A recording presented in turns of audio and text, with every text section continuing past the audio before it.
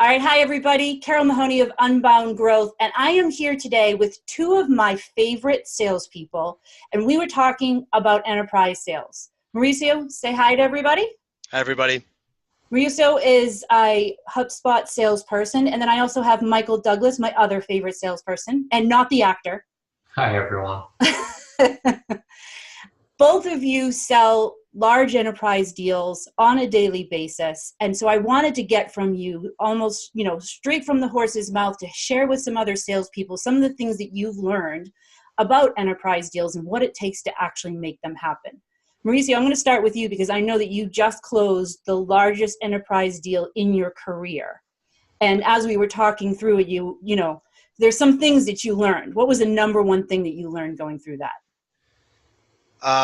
I learned that during the sales process, it's very important to understand the areas that have to be involved in the process, and like early on start to map out how that process looks like. Because they can tell you that their timeline is, say, 6 months. You want to like double or triple that because with the evaluation process and the decision process and legal, IT is just a bunch of areas and a bunch of stakeholders that need to get involved. So the most important thing is mapping out and understanding the org and their buying process. And the second one is you're going to have champions and you're going to have detractors along the ways. Understand who can do what by when, and what people can be turned from detractors to champions.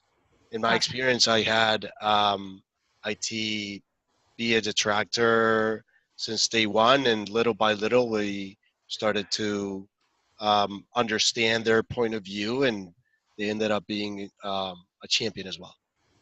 And I think that's really important. One is to know as soon as possible their timeline to get there, but there's an appropriate time to ask that. It's not, the first conversation that you have. You first have to establish, do they have a problem that they want to solve? And do they believe that you're going to be the best solution for that? And then finding out, okay, if you were to want to do this, what would need to happen? Who would need to be involved? Who knows the answer to this? And how do we get them involved?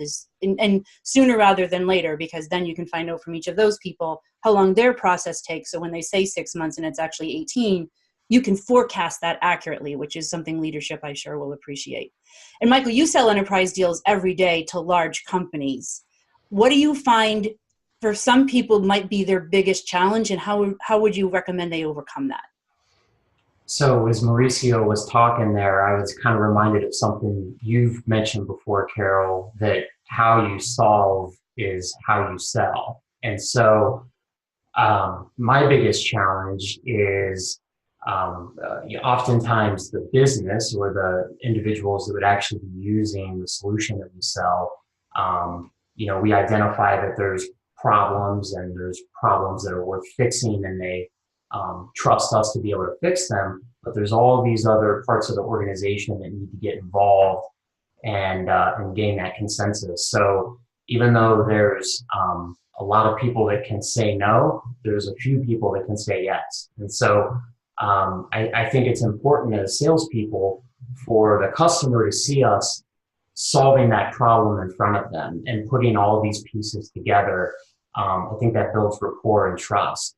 So just identifying business problems and whether or not your solution can help fix those, that's just half the battle. The other half is, how do we get all the other parts and pieces of that together to move forward on a consensus to do something. Yeah. And I think one thing that I took away most from our conversation with both of you was that really in an enterprise sale, the job of that salesperson is to really act as a leader to help build that consensus internally. Because if they could do it themselves, they probably already would have. And that's oftentimes why these larger enterprise complex deals take so much longer, is because, like you mentioned, Mauricio, sometimes some departments feel like they're not being heard. A lot of times IT is making a lot of noise because they feel nobody's listening to them or actually considering everything that's going to be involved in making this change.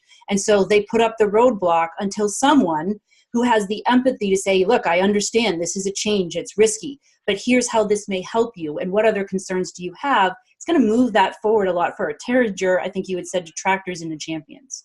I just want to point out one quick thing. We also mentioned Deb Calvert's book, Stop Selling, Start Leading, because that's really the role of the enterprise salesperson today, is to be that leader. So thank you so much, both of you, for joining me on this recap. I'm hoping that other salespeople can learn from your experiences. And make sure, everybody, you join us next week.